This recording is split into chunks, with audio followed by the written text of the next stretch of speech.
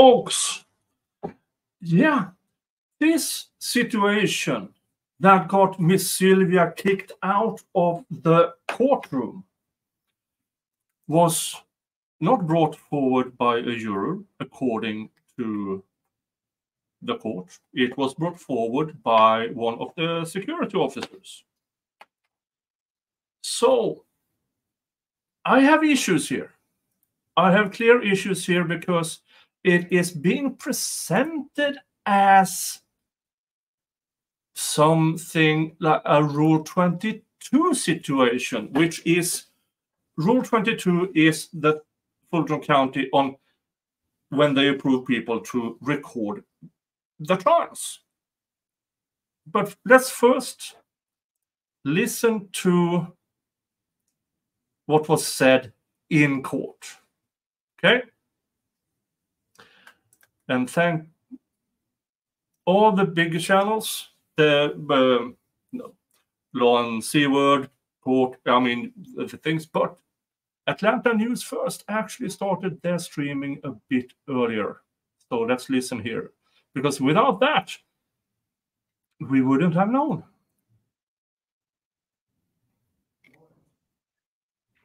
This is without closed captions from that stream. All right, y'all were, I guess it was Mr. Weinstein that brought it up, but gonna look into whether there was something that you needed to bring to the court's attention about a juror issue. Anybody have any follow-up on that?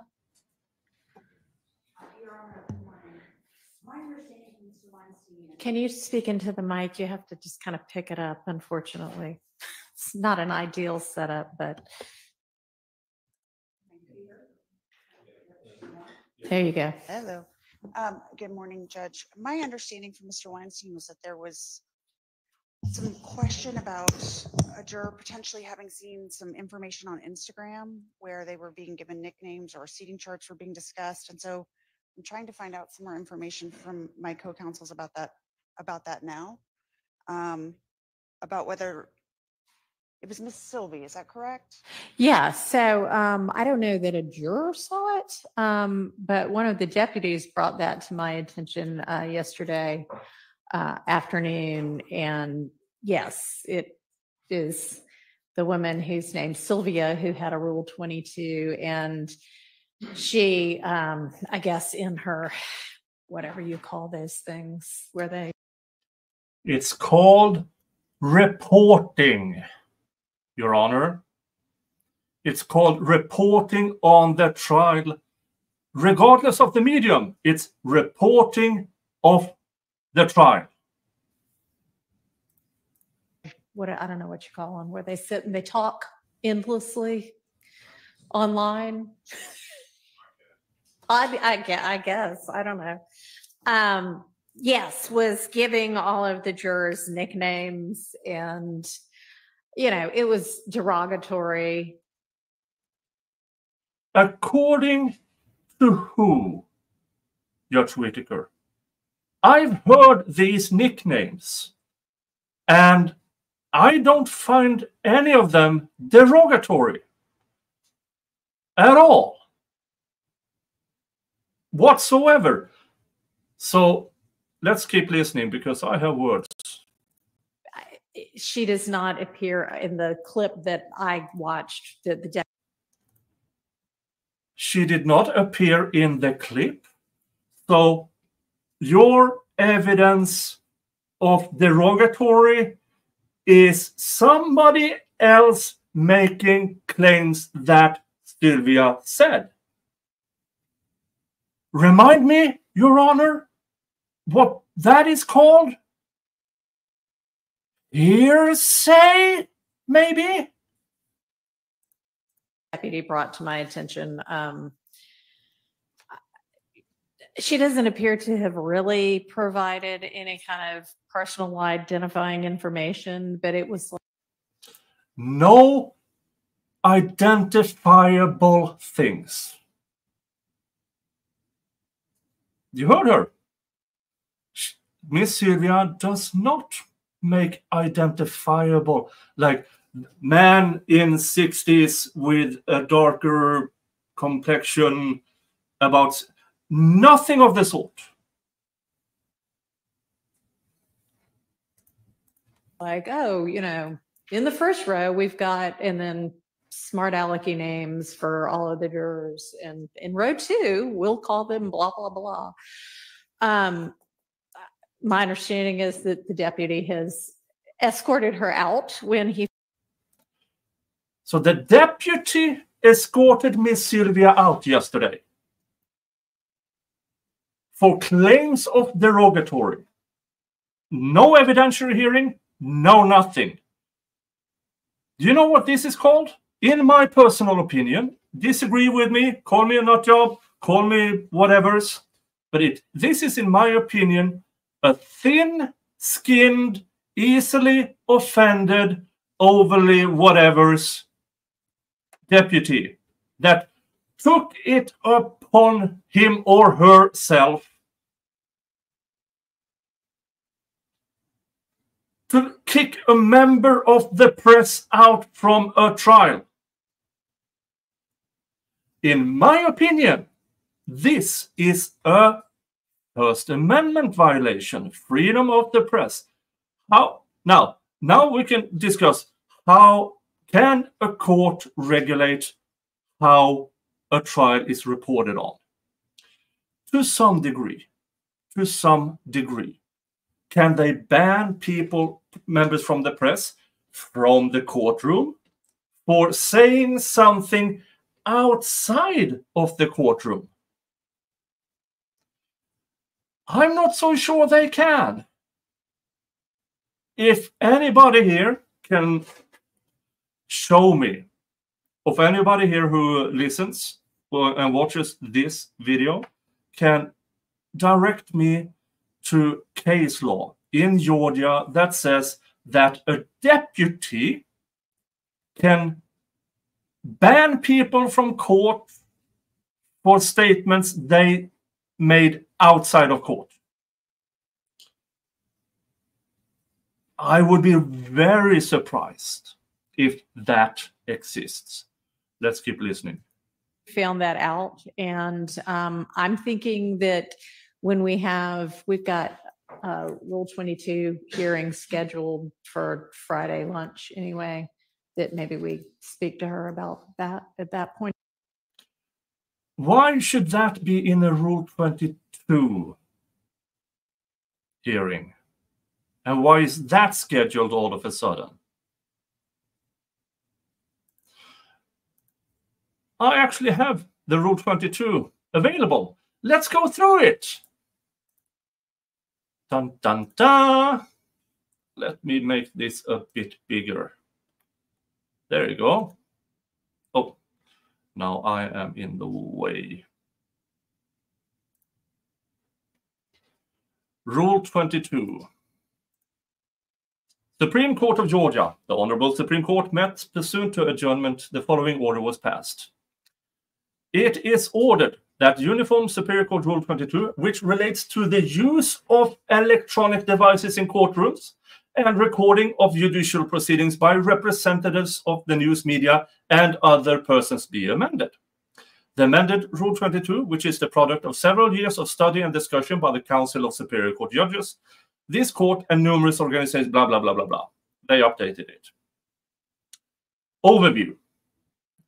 Remember, Rule 22 regulates the use of electronic devices in courtrooms and recording of judicial proceedings. There's something missing here, isn't it? As in, up here. As in, does Rule 22 regulate speech outside of court? It doesn't. At least not in the headline. Let's skim through this and see if we find anything here. Open courtrooms is an indispensable element of an effective and respected judicial system. It is in the policy of Georgia's court to promote access to and understanding of court proceedings, blah, blah, blah, blah, blah. This must be done, however, while protecting the legal rights of the participants in the proceedings and ensuring appropriate security and decorum. In the proceedings. Now, legal rights of the participants, yes. Does the jury have legal rights? Yes, they have. Let's go see. Except as otherwise required by law, this rule governs the use of devices to record sounds or images in a courtroom. Definitions: the recording device, recording, courtroom, jurors, witnesses, parties, and spectators, including representatives of the news media. The following restrictions apply to use of recording devices by jurors. Okay, so this doesn't apply. Jurors shall turn the power off any recording device. Okay. Witnesses shall power off. Parties may use recording devices to record. Here's attorneys, employees, blah, blah, blah. Limitations. Celebratory or ceremonial proceedings. No, doesn't apply here. Other persons or organizations desiring to record. Any other persons or organizations, including representatives of the news media, decide to record a court proceeding shall make application to the judge in the form of Exhibit A following this rule. Submission of a request, time limit, notice and hearing, object to a request, denial or limitation. A properly submitted request for recording should generally be approved, but the judge may deny or limit the request as provided in this paragraph. A judge's decision on a request or on an objection to a request is reviewable as provided by law. How do we review this? The deputy escorted Miss Sylvia out for statements she made outside of court. Took it upon him or herself to throw her out from the courtroom. Based on what? Hearsay. Let's deny a request. The harm outweighs the benefit of the recording, the nature of the particular proceeding, consent of or objection of the parties, witnesses, or alleged victims, promote increased public access, the impact upon the integrity and dignity of the court, the impact upon the administration of the court. I don't see how this applies. Maybe integrity and dignity of the court. But all we have here is one deputy who claims derogatory. And before the judge even made any ruling, any findings, no whatsoever on record, they escorted Miss Sylvia out.